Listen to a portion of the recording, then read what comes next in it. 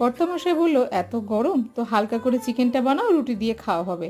ছেলে বলে, একদম রেস্টুরেন্টের মতো করে জমিয়ে চিকেনটা বানাও আজকে। 750 চিকেনের জন্য এখানে তেল দিয়েছি 1/4 কাপ, তার সঙ্গে অল্প একটু মাখন দিয়েছি, তার সঙ্গে দিয়েছি দুটো মাঝারি সাইজের পেঁয়াজকে বেটে, পেঁয়াজটা একটু কালার চেঞ্জ করলে তার মধ্যে চিকেনটাকে দিয়ে দিয়েছি আদা রসুন কাঁচা লঙ্কার পেস্ট, এখন দিয়েছি 1 চামচের মতো গোলমরিচ বাটা, হাফ কাপ জল দিয়ে ঢাকা দিয়ে কিছুক্ষণ রান্না করেছি।